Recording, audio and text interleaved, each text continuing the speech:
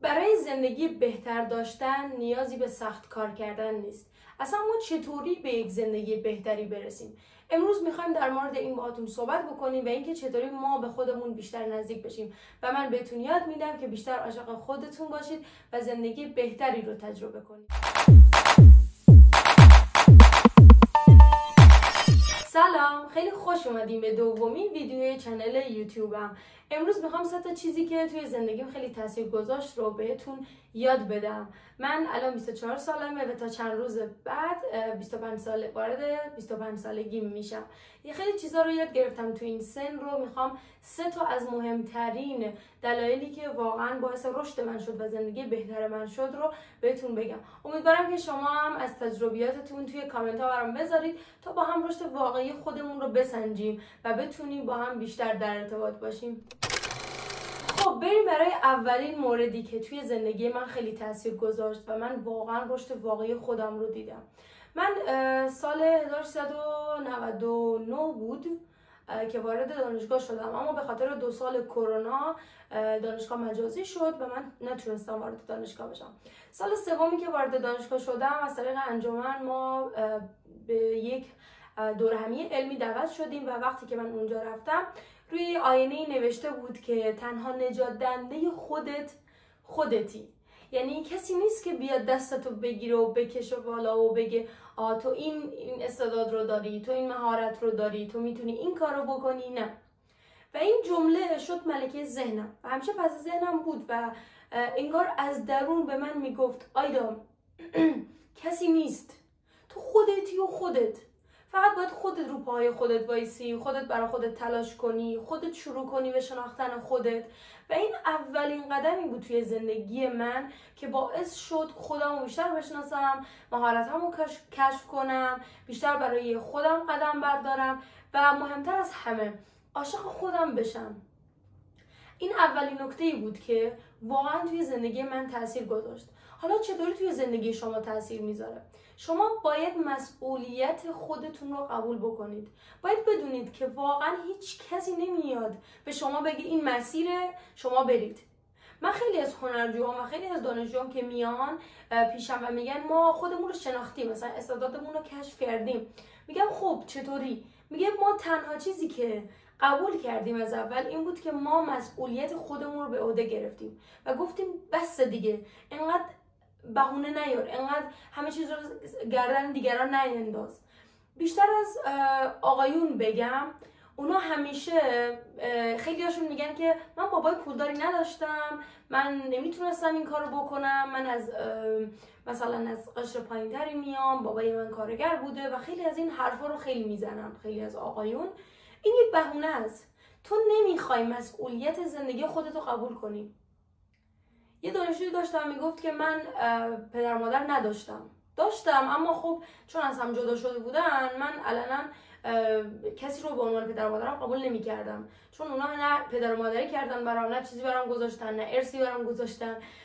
و این پسر وقتی که بهش گفتم هیچ کسی نمیاد تو رو نجات بده، پدر مادر دارن زندگی خودشونو میکنن، تو داری میسوزی، پاشو از جات بلند شو و مسئولیت خودتو برگردن بگیر. خودتو برگردنت بگیر. خودت باید خودتو بلند کنی. خودت باید شروع کنی به اون نسخه بهتر شدن خودت که توی ذهنته. همه ما یک چیز بهتری توی زندگیمون داریم. مثلا یکی میخواد که هیکلش رو بیشتر درست کنه. خب این یک قدمه، این یک هدفه برای تو. این یعنی تو به یک نسخه بهتری از الانت میرسی اگه واقعا بری باشگاه. یکی میخواد که سطح درآمدش رو خوب کنه. خب تو وقتی هیچ کاری نمی کنی، همون کار قبلی رو میکنی و اصلا شروع نکردی به شناختن خودت، از کجا میدونی که مهارتت چیه؟ از کجا میدونی که استعدادت چیه؟ از کجا میدونی که اصلا سختی های راهی که تو داری درآمدت رو بیشتر میکنی چیه؟ پاشو. اولین کاری که باید بکنی اینه که بدونی تنها خودتی و خودت نجات دهنده خودتی.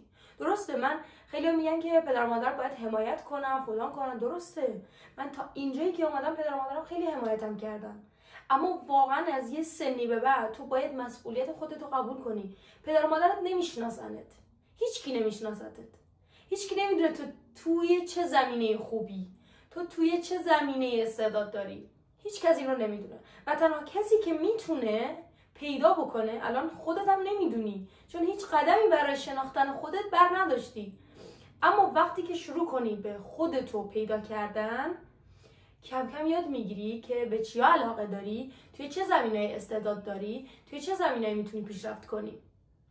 پس اولین چیزی که باید همین الان به خودت قبولش بکنی اینه که تو تنهایی و نباید از تنهایی خودت فرار کنی. این اولین درسی بود که من یاد گرفتم و واقعا توی زندگیم خیلی قدم بزرگی بود، چون شروع به رشد خودم کردم، شروع به شناختن خودم کردم و از شناختن خودم خیلی درها و خیلی فرصتهای دیگه برام باز شد و این فقط برای یه نفر نیست، برای همه صدق میکنه. تو وقتی بدونی تنهایی و خودتو دوست داشته باشی و مسئولیت خودت رو قبول بکنی، شروع میکنی به شناختن خودت و همین شناخت از خودت باعث میشه که خیلی چیزایی که میخوای رو به دست بیاری. حتی کوچکترین چیزی که حالا به فکرش میرسی، مثلا میگید خب این چه ربطی داره به این که من میخوام ماشین بخرم، خب این چه ربطی داره من میخوام اینو بخرم. خب ماشین خریدن پول میخواد دیگه، الان درآمدت خیلی کمه، اما وقتی که شروع میکنی مهارتات رو افزایش میدی، استعدادات رو پیدا میکنی، خود به خود این درآمد میاد، اون آرزویی که همیشه آرزو داشتیم برآورده میشه.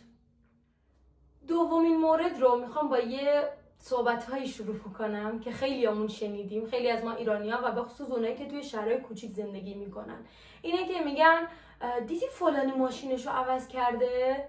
دیدی مثلا فلانی پارسال رفت دبی، امسال میخوان برن ترکیه؟ دیدی مثلا فلانی برای بچه‌ش اینو خریده؟ یا و دختر فلانی هر روز بیرونه، پسر فلانی تا 12 شب بر نمیگرده. تو شهرهای کوچیک این بیشتره. اینا همون حرف مردم دیگه، اینا همون حرف مردم، حرف خودمون که دیگران رو داریم قضاوت میکنیم. من دیگران رو قضاوت کردم، دیگرانم منو قضاوت کردن، اما از یه جای به بعد دیگه نخواستم، دیگه اینو قبول نتونستم بکنم که من از حرف مردم نمیترسم و به حرف مردم هم گوش نمیدم و خودم در مورد هیچ کسی قضاوت نمیکنم. و این دومین درسی بود که امروز میخوام با شما به اشتراک بذارم و تجربه‌ای شد برام. ترس از قضاوت مردم و ترس از حرف مردم ترسناک نیست. ترسناکتر از اون میدونید چیه؟ حسرت و پشیمونیه که انجام ندادیم. چقدر از پدر و مادرای ما میخواستن یه چیزی رو برای بچه‌شون بخرن، اما از ترس اینکه فلانی نه که برای بچه‌ش این چیز گرونو خریده. چقدر از دختر پسرایی که میخواستن برن بیرون، اما پدر و مادرشون به خاطر حرف مردم نذاشتن و حسرت به دل موندن. چقدر از ماها عقده‌ایم. آره منم عقده‌ایم. چقدر هممون عقده‌ایم به خاطر چیزایی که میخواستیم بخریم، اما شرایط پولی، شرایط اقتصادی، مالیمون نذاشت بخریم و چقدر عقده شد برامون. چقدر وقتی 30 سالمون میشه تازه یکم درآمدمون حالا بالا بره، بتونیم یه گوشی خوب، یه ماشین خوب، نمیتونیم ماشین خوبم بخریم، چقدر اینو عقده شد برامون. تا کی میخوایی به حرف مردم گوش کنی؟ تا کی میخوایی دیگه اون سرمایه گذاریه رو نکنی؟ چقدر ما میخواستیم طلاهامون رو بفروشیم، زمین خوب بخریم، خونه خوب بخریم که بتونیم توش زندگی کنیم، اما بهمون گفتن نه بابا طلاهاتو نفروشی، یا داره میره، داره گرونتر میشه، داره قیمتا بالا میره. چرا خونه رو نتونستیم بخریم، حالا طلاهامونمون وسط رفت و یه حسرت بزرگ توی دلمون موند. چقدر از کارهایی که میخواستیم، حالا مثال واضحش خودم بودم که چقدر میخواستم کارگاهمو خیلی زودتر بزنم، میتونستم تو 17-18 سالگی قطعا این کار رو بکنم، تواناییشو داشتم، اما چون میگفتن نه بابا گردش مالی بزرگی میخواد، نمیدونم وای سرمایه، اون یه ذره سرمایه هم از دست میدی. چقدر ترسیدم و شروع نکردم. چقدر از حرف مردم ترسیدم. از این نترسیدم که حالا من دارم به عقب برمیگردم و عقده شد رو دلم، از اون میترسیدم که وای مردم چی میگن، وای همسایه‌مون چی میگه، وای خالم چی میگه.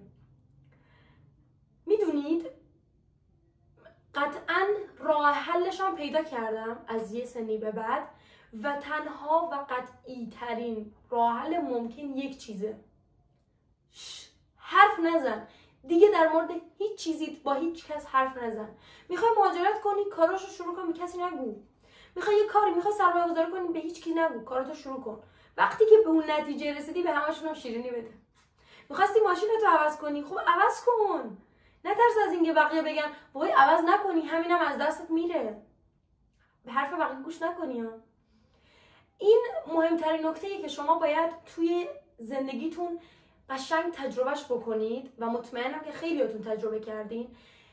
به همه کس همه چیز نگو. درسته من نمیگم به هیچ کی نگو، چون بعضی چیزا واقعا مشورت لازم داری، پدر مادرت مشورت بگیر، از یه متخصص مشورت بگیر، اما خیلی چیزا رو به هیچ کس نگو. تو رو خدا با خودت فقط حرف بزن، با خودت حل و فصلش کن.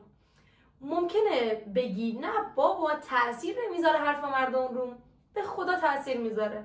دیدم که میگم نه فقط برای خودم، خیلی از دانشجوها درگیرشن و تنها راه حلی که میتونستم با خودم حلش کنم این بود که حرف نزنم، هدفام رو نگم.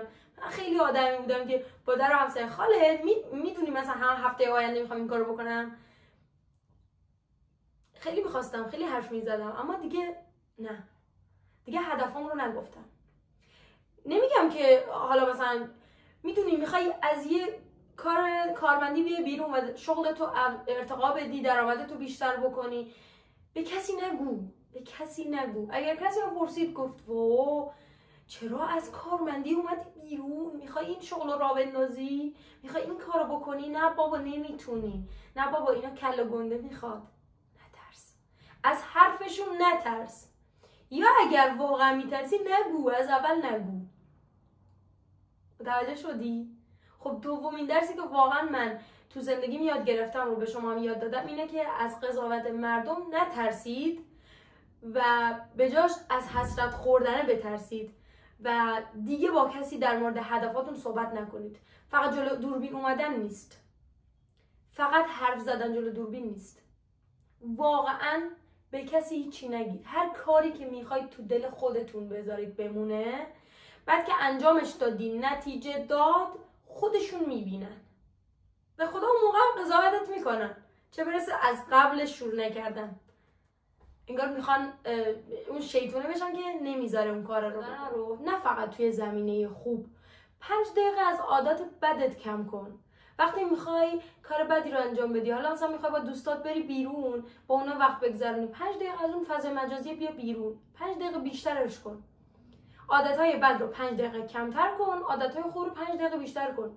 میخوای صبح زود بیدار بشی، 5 دقیقه زودتر بیدار شو.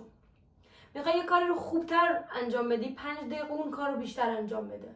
میخوای توی زمینه شغلی، توی زمینه روابطت، توی هر زمینه‌ای که تو میتونی اون 5 دقیقه رو بهتر کنی، پس بهونه نیار برام. 5 دقیقه رو از دیروز خودت بهتر شو. مطمئن باش که میتونی بعد از 1 سال تو به یه آدمی تبدیل میشی که دیگه نمیشناسنت. همونطور که من اونطوری بودم. بعد 1 سال همه گفتن آیدا چه تغییری کردی، چقدر عوض شدی. من که چهرم همون بود، استایلم همون بود، اما طرز فکرم، رفتارم، کارام، روتینم، شغلم، درآمدم، روابطم، همه چی تغییر کرده بود. چون اینجامو تغییر داده بودم که هر روز بهتر از دیروز خودم بشم. حتی 5 دقیقه بیشتر کتاب میخوندم، 5 دقیقه حالا اون روز و صبح زودش 1 لیوان آب بیشتر میخوردم. 5 دقیقه منظور از زمان نیست، اون کار است که شما بیشتر انجامش بدین. من فردا 2 لیوان آب بیشتر میخورم، من فردا 20 دقیقه بیشتر ورزش میکنم، من فردا بیشتر با مامانم، با بابام صحبت میکنم، توی فضای مجازی نمیچرخم.